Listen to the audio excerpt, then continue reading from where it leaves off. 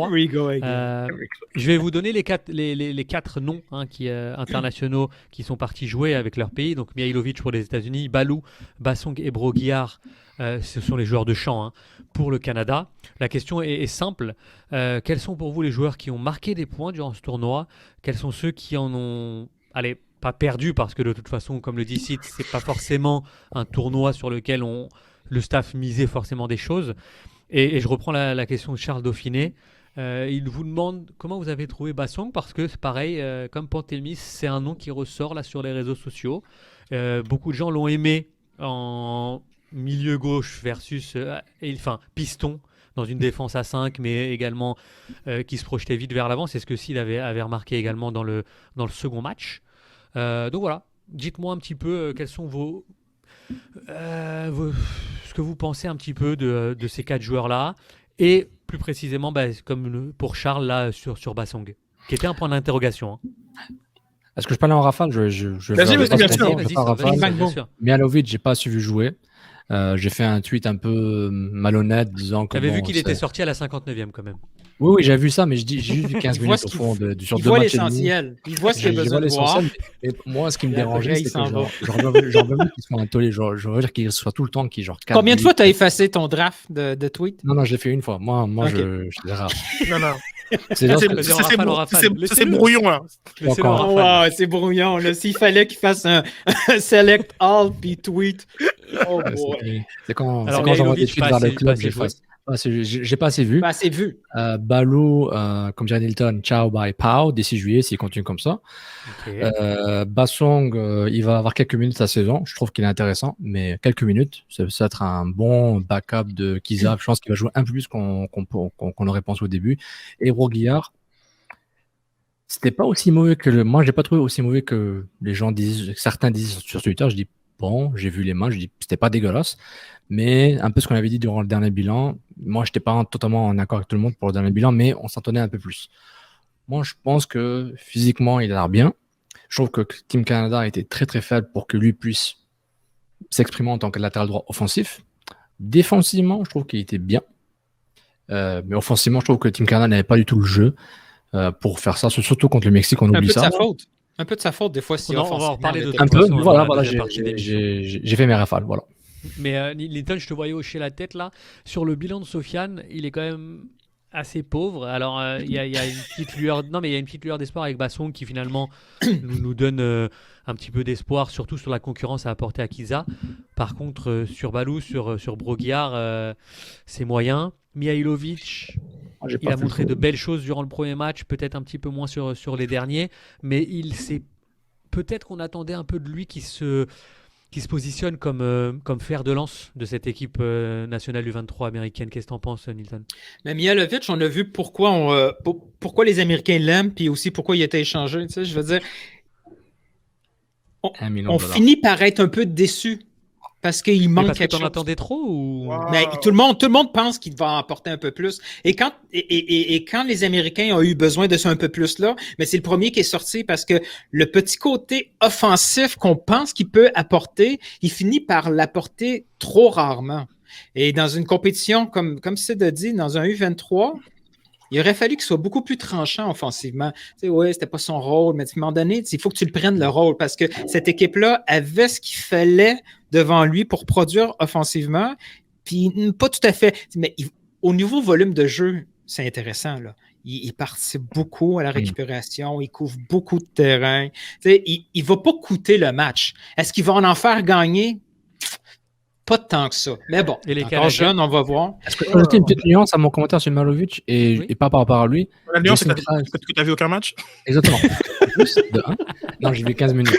J'ai vu 15 minutes du premier match.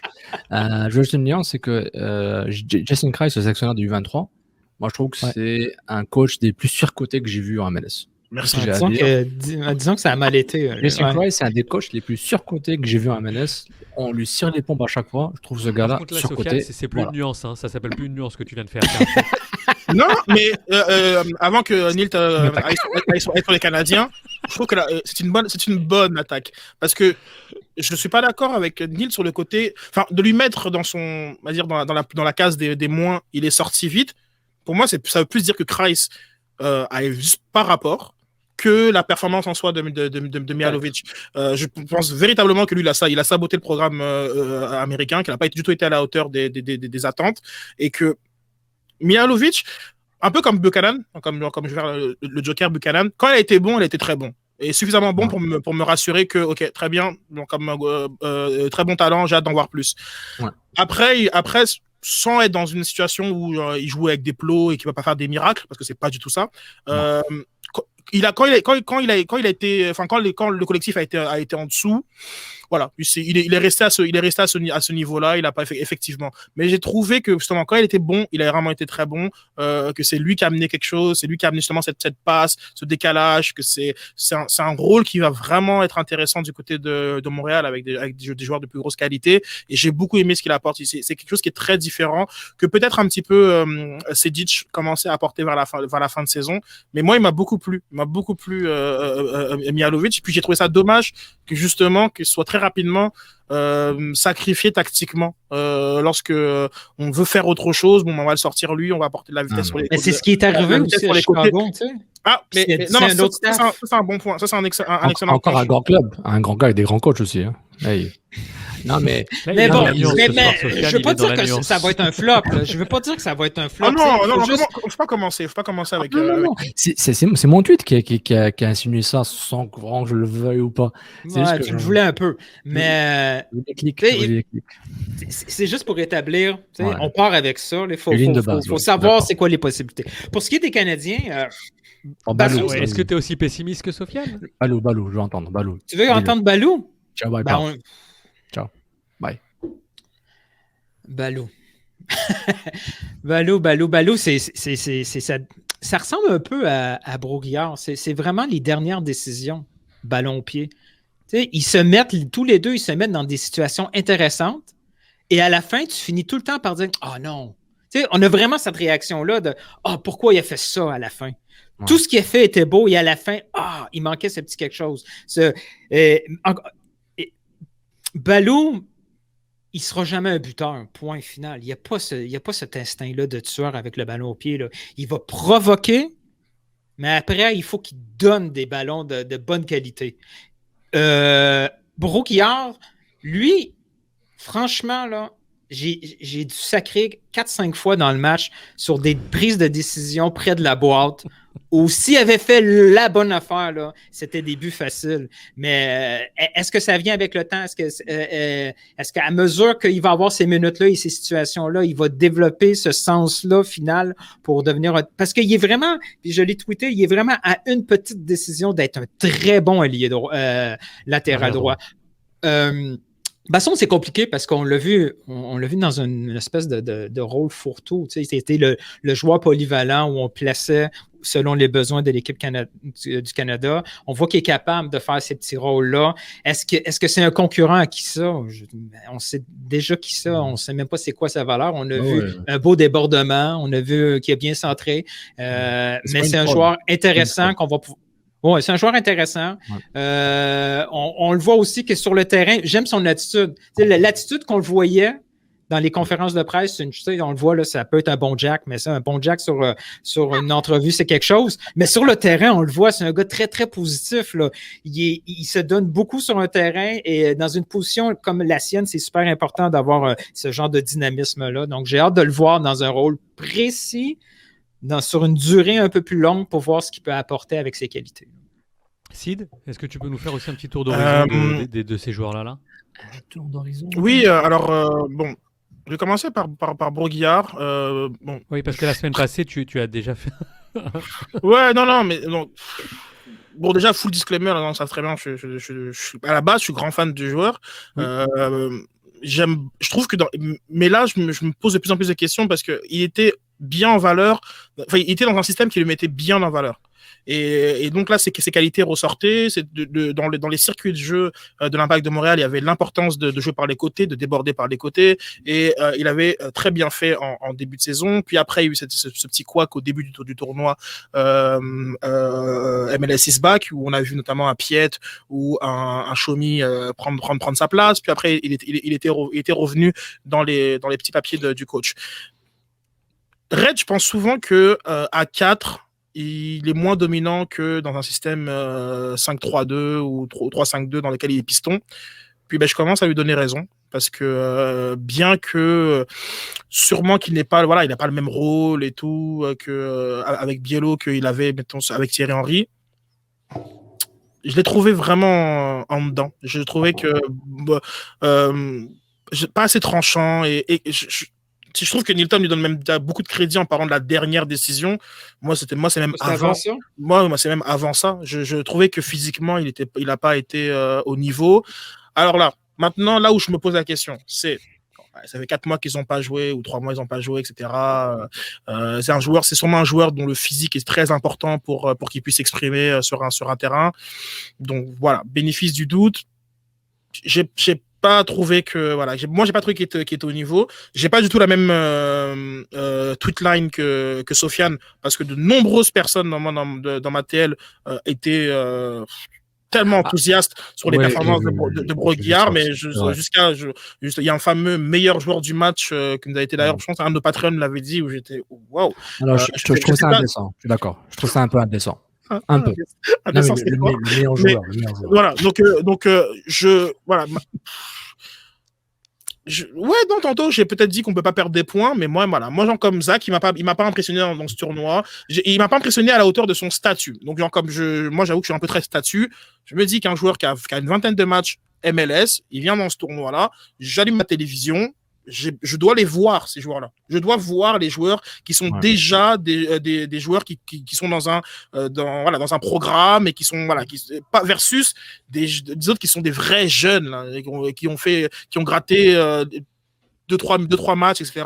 Balou était le titulaire de la défense droit et les droits du CF Montréal. Donc, voilà, donc Brault-Guillard, excusez-moi, Brault-Guillard. Donc, ça m'a voilà. Moi je trouve que plutôt il a justement il s'est remis dans des débats que je pensais qu'il était sorti, tu vois, genre donc ça c'est le côté de Brault-Guillard. Mais après bon, le physique est très important pour lui et je lui donne ce bénéfice du doute. Du côté de Bassong, 100% d'accord avec Nilton. J'ai adoré l'attitude de Zoran Bassong. Alors là, il était agressif, il a harcelé le porteur, il a failli se faire expulser, il aurait dû se faire expulser d'ailleurs. Oui, Norman. Norman, c'était voilà. D'ailleurs, question, parce que là, vous êtes 35 le côté positif de l'arbitrage CONCACAF. On va. Merci, c'est la question que j'avais vraiment. Excuse-moi. Non, mais donc, comme, allez-y dans les commentaires. Ça veut dire quoi pour vous? C'est comme se faire CONCACAF. Voilà. Donc, comme. C'est juste d'un bord. Parce que le Mexique s'est fait CONCACAF. Le terme se faire. C'est juste sur nous. Okay. Quand on bonifie ça, non, ça n'existe pas. Voilà, allez-y comme dans les commentaires. Expliquez-moi, parce que moi, j'ai une théorie qui commence à être un petit peu nauséabonde. Donc, c'est depuis 5 ans. Le Being CONCACAF, c'est quand les pays du tiers-monde, les pays un peu plus blancs. C'est la vérité ou quoi? Dès que t'as un accent qui parle et que c'est un peu bronzé, c'est fini. C'est très raciste comme concept. Moi, je dis la vérité. Honnêtement, depuis 2 ans, ok, les gars, ça fait très Donchery, les Russes, là. Maintenant, on va avoir des CONCACAF. Moi, je vois pas là. Moi, j'y vais. Comme je trouve le terme de plus en plus offensif. Donc, allez-y. Cancel le terme. Expliquez-moi ce que ça veut dire dans vos mots à vous. Parce que, voilà.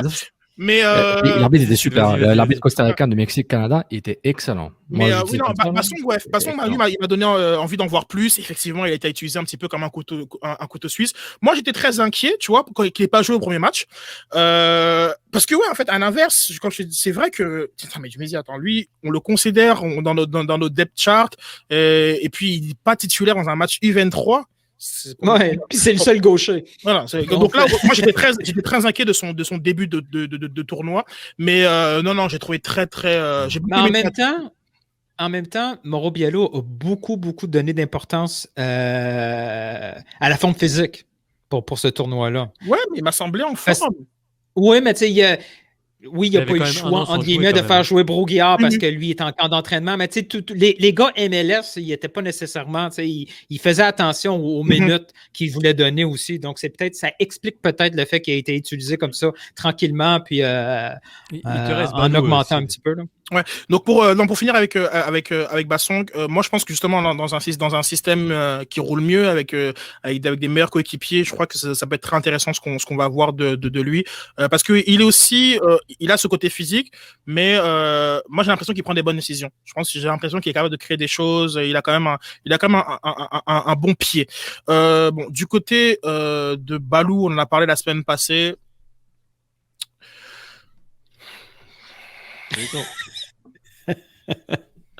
C'est une nuance, l'acide? Oh, je dis qu'il est fort. Attends, vas-y. Le silence est volontaire. Écoute, Balou, en fait, il veut quelque chose que tous les joueurs de foot rêvent. Ce serait de pouvoir être dans un système taillé pour lui, dans lequel il aurait une dizaine de matchs, voire une vingtaine de matchs pour s'acclimater, pour faire toutes les erreurs du monde, et après, éventuellement réussir, parce que son talent lui permet de réussir. Chose que aucun footballeur du monde n'a, et que tous ceux qui finissent par l'avoir l'ont mérité au fruit de leurs efforts et de leur travail. Donc, effectivement, il y a un talent technique chez ce joueur, mais tant que la tête et le QI foot ne sera pas à la bonne place, et là je parle pas des choses, je parle en rien des trucs de hygiène de vie ou je sais pas quoi, ou des trucs comme ça, une vedette, non, zéro de ça. Moi je ne suis pas du tout dans c'est ce qu'on voit sur le terrain. Voilà, moi je ne suis pas du tout dans ces raccourcis. Sur le terrain, il ne joue pas avec ce que ses qualités. Il ne joue pas le football qu'il devrait jouer. C'est même pas la dernière décision. C'est parfois c'est pas le seul à avoir fait, mais Diaz, Buchanan aussi l'ont fait. Quand des joueurs partent dans des rushs où ils essaient de dribbler 3-4 personnes, juste pour moi, c'est même pas le fait qu'ils aient la capacité ou pas de le faire, parce qu'ils ont certains la capacité de le faire. Le fait d'y penser dans certaines zones du terrain, c'est pour moi il est là le problème. Il n'est pas dans certains contextes aussi. Voilà. Là, il est en demi-finale. Oui, demi-finale contre le Mexique. Puis Buchanan le fait aussi. Là. Quand t'en as déjoué un, c'est bien. T'en as déjoué deux, tu dis, oh wow, merde, t'aurais pas dû, mais tu l'as fait. Et là, tu continues à l'essayer pendant qu'il y a des options. Des options pour créer du danger autour. C'est tellement fâchant. Là. Et j'ai vu Lucas Diaz s'énerver avec ses coéquipiers.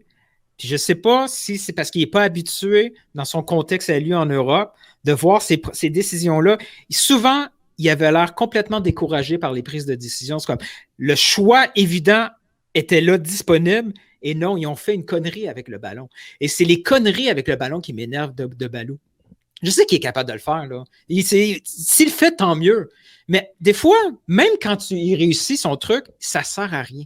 Ce qu'il réussit 8 fois sur 10 sur un terrain, ça ne sert à rien au match. Ça aussi, c'est quelque chose que malheureusement, il ne fait pas très bien. Et son rôle, c'est même pas de marquer, c'est de créer des situations. Et je trouve qu'il ne le fait pas assez. Il ne crée pas suffisamment de décalage. Et c'est son rôle, c'est sa tâche. Et à sa tâche, pour moi, voilà, il fail, tout simplement. Et c'est là où... Bon, c'est beaucoup plus facile avec une équipe, avec un club senior où tu as des gens établis. Ouais, c'est bon. Oui, Ballot pour 15 minutes. Mais quand dans un U23 où il n'y a personne, où tout le monde est un peu dans sa propre PME, puis ils essaient un peu de patauger dans la piscine avec contre les Mexicains ou contre même les Haïtiens ou l'Honduras, etc. Le Salvador, c'est genre, si tu n'es pas capable d'être un peu dominant ou un peu plus un taulier, un leader, un petit peu, une petite étincelle dans les U23, c'est bon, ça n'a jamais marché. Avec l'Impact de Montréal, 15 minutes, ça marche. T'es dans une condition parfaite à Kyoto. Non, mais ça, déjà, sauf ça, là, il y a comme. On peut se cacher, entre guillemets. On parlait non, c'est pas ça que j'allais dire, mais on parlait de numéro 2 chez les gardiens et qu'on peut faire une carrière en étant numéro 2. Chez les joueurs, ça n'existe pas. Il n'y a pas des joueurs qui se disent, comme moi, ma carrière, c'est d'être remplaçant.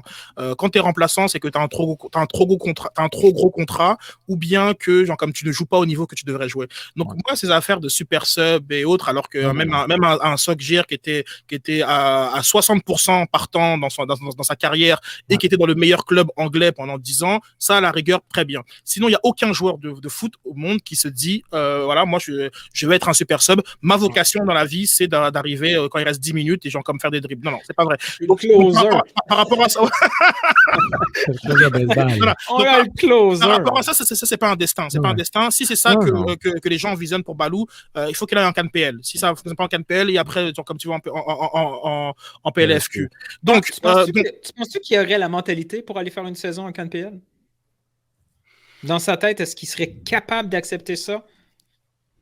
Non, moi je pense pas qu'il soit capable d'accepter ça. Je pense pas que c'est quelque chose que tu te dis. Mais on le connaît pas non plus. Non, mais je vais prendre d'autres exemples. C'est pas quelque chose que tu te dis, genre, je veux faire ça. Comme Chaume, je pense il aurait préféré être dans le groupe montréalais plutôt que de dire, ok, je vais aller en CAN PL. Maintenant, il y a la réalité de ton niveau de jeu, CAN PL. Cal Baker, niveau de jeu, CAN PL. Donc, bref, il y a plein de joueurs comme ça. Donc, comme voilà, Tissot, CAN PL. Très bien. Et comme, guys, c'est la réalité de vos performances. Et je pense que là, pour un joueur comme Balou, là, il y a Luc qui demande, après toutes ces années, est-ce qu'il va avoir un QI foot? Je le sais pas. Genre comme je sais pas. Genre comme tu vois, j'ai envie voilà, je suis naïf, j'ai envie d'y croire. Mais lui voilà, lui il m'a déçu, il aurait pu facilement gagner des points avec un peu plus de concentration, car le tap-in, les deux tap-in qui ratent, c'est juste là, t'es pas là. C'est genre comme il y a il n'y a pas cette rage-là, il n'y a pas cette envie. Comme tu devrais avoir l'envie, quand tu entends parler d'un gars comme moi, parce que tu vas finir par entendre parler entendre ce que j'ai dit, parce que moral c'est petit, tu as envie de dire, mais lui qui ferme sa gueule. Et que genre comme je veux leur fermer leur gueule à tous ces personnes-là. Ça devrait être sa mentalité. Et s'il avait cette mentalité-là, avec ses qualités, parce qu'il aura des qualités, c'est pas à un moment donné, il faut arrêter de croire là. Quand tous les gars qui l'ont côtoyé en équipe Québec et autres te disent que genre comme c'était un joueur dominant, il a ces qualités-là. Ben il devrait avoir envie sur un terrain de nous montrer, voilà, au niveau senior, genre comme voilà, arrêtez, fermez-la. Je suis un joueur de 8-12 points dans une saison, et puis basta. Donc voilà. Ouais. Donc, c'est pour ça que je dis une saison en CPL, il pourrait aller chercher le petit truc qui lui manque. Il pourrait acquérir avec les minutes, avec le succès pour finalement comprendre, OK, c'est ça qui me manque. Cette petite décision finale, cette mentalité nouvelle qu'il est toujours arrivé en lui donnant l'impression que he's the guy, tu sais, c'est normal que tu sois là. Il a toujours été considéré comme l'élu. Là, il se retrouve dans une première, c'est peut-être fort, mais son premier échec en carrière. Et là, il a besoin de ce coup-là mental pour réussir. Puis, il y en a plein de joueurs qui a fallu qu'ils fassent un pas en arrière avant de passer à le pire avec lui, c'est qu'il n'est pas trop tard pour Balou non plus. Il n'est pas trop tard, parce que le problème, c'est qu'il a souvent été trop blessé. Mais ça, c'est embêtant. C'est embêtant pour dire, s'il ne se blesse pas, on aurait vu plus vite, ça aurait accéléré nos conclusions que c'est bon, il est bon. Ouais, mais ça marche pas. Avant d'être blessé, il était si hot que ça sur un terrain. Non, on a vu ce qu'on voit là, on le voyait avant. Donc, les blessures, c'est plate. Trop tôt. Mais les blessures, ça peut être juste retarder notre réflexion. Parce que... C'est ça que je dis, ça aurait accéléré la réflexion positive ou négative. Je sais pas, moi je veux qu'il réussisse. J'ai un biais je suis tellement subjectif par rapport à lui parce que je l'ai vu jouer au USL. Je dis, ok, c'est bon, he's the one. Je pense que c'est lui the guy. C'est lui the guy. Mais je garde un petit espoir, mais à un moment, je me dis, c'est bon, quoi. J'espérais qu'avec un club comme le CF Montréal, c'est bon, il est entouré de vétérans. Et je dis pas, Sid, que c'est un super joueur de ligue, juste pour dire que c'est quand t'es différent, que tu rentres 30 minutes, après tu rentres 45 minutes, après tu deviens titulaire, après tu sais, on a vu quand il était rentré, il y avait Drogba à Chicago, il est rentré, on a vu, waouh, on était dans le bar, là, on était, Balou, il a fait une passe à Drogba, le but gagnant. Tu sais, il y avait même marqué un but, je pense, contre Chicago. Tu sais, on s'est dit, ouais, we believe, tu vois, mais genre, là, on est à un tel point qu'on se dit, bon, puisqu'on les attentes ont changé, parce que les attentes quand t'as 17 ans, 19 ans et quand t'as 21 ans, 22 ans, elles sont très différentes, évidemment. Mais c'est juste frustrant. C'est plus un sentiment de frustration pour dire, bon, si c'était une fraude, on leur dit c'est une fraude, puis on oublie, quoi. C'est bon. Si le gars, il a jamais été bon, il a fait 3 dribbles contre la Roma, puis c'était de la chance. Bon, non, c'était pas de la chance, parce qu'il a le talent, il l'a. Mais comme tu as dit, il a le QI foot, le Non, mental, c'est la comme ça, mentalité. je mets la notion de QI foot parce que pour moi, limite, ce que je dis, c'est aussi partie du talent, parce que le talent, c'est Oui, aussi, oui, oui. comme dit Fern, c'est d'être disponible physiquement. Non, je suis Mais pour d'accord. moi, le talent, c'est aussi de savoir dans quelle zone tu dois te trouver sans ballon, quelle Oui, zone oui. tu dois attaquer sans ballon, encore une fois. Ouais. Et après, quand tu as le ballon, comprendre les moments où tu dois voilà, faire des décalages assez rapides par la passe et des moments où qui sont, quand tu as ces qualités-là, des moments où tu dois aller attaquer, vraiment provoquer. Ouais. Et il y a des joueurs dont c'est le mandat de provoquer. Et je crois que là où moi j'interroge son QI foot, tout en sachant que je ne sais pas qu'est-ce qui est demandé qu'est-ce qui Par lui le est demandé staff. par le staff, mais là où moi j'interroge un peu de l'extérieur, c'est que je n'ai pas l'impression qu'il y a une véritable reconnaissance de ces moments de la part du joueur. Et ça, c'est très frustrant. C'est très frustrant. Et puis il y a des joueurs qui par exemple là, comme Lapalainen a fait un début de carrière à UCF Montréal, il a des moments qu'il reconnaît très très bien. Voilà, là je suis comme sur les demi-espaces gauche, je vais tout droit, mon petit plat du pied, that's it. Donc pour l'instant, il ne sait faire que ça, Lapalainen, mais ça, il le fait très bien. Et donc, c'est ça aussi un peu de comprendre qu'est-ce que tu apportes, quel est ton rôle. Et voilà, moi, Balou, c'est pas normal qu'il finisse pas le tournoi avec, voilà, 2 passes, un but, 2 buts, 2 passes. De ce que j'attends de lui, et en plus, dans un contexte, il joue contre les U23, oui, c'est son âge, mais bon, ça, c'est pas une opposition, voilà, incroyable, avec un coach qui lui fait confiance. Est-ce qu'il est véritablement appelé, Balou? Genre, comme si c'est pas Biello qui est le sélectionneur des U23? Il est appelé, mais sur le banc, quoi. Il est jamais considéré comme un titulaire. Okay. Jamais, jamais. Il est appelé, tu dis, t'es l'U23, tu prends tout le monde. Ouais. Mais il est jamais considéré dans le top. S'il y a Toronto, FC2 et Toronto, comme qui n'ont pas leur Covid, comme que c'est pas Biello, moi je pense même pas qu'il a appelé. Je pense même pas. J'étais agréablement surpris qu'il soit appelé. Et puis quand j'ai vu le discours de Biello à son égard, où il dit je sais ce que Balou peut apporter, après j'ai fait c'est vrai. Ah oui, c'est vrai, c'était son coach en 2015. J'ai oublié le côté Toronto, c'est vrai, j'ai oublié. Voilà. Et pour dire, il y a d'autres joueurs plus vieux que Balou, beaucoup moins bons, qui ont su évoluer même au sein de l'Impact, qui n'était pas un top club. Là. Je pense à Oduro, comment il a évolué rapidement dans son tactiquement. Oduro, moi je vous dis là, défensivement, le gars était métamorphosé quand il a quitté le club. Ça prouve qu'avec le travail et la discipline, et à écouter et à apprendre, tu peux évoluer. Si Oduro l'a fait défensivement, même offensivement, Oduro, là, on se rappelle au début, c'était pas ça, mais il a une évolution assez exponentielle par rapport à son niveau à Columbus et à Chicago. Si Balou peut pas essayer de répliquer ce que Oduro a fait en termes d'apprendre un nouveau métier ou de s'ajuster, il pourra jamais le faire, je pense. Moi, ça m'emmerde. Hein. Moi, ça me dérange de dire ça, mais ça m'emmerde. Merci beaucoup en tout cas de vos avis.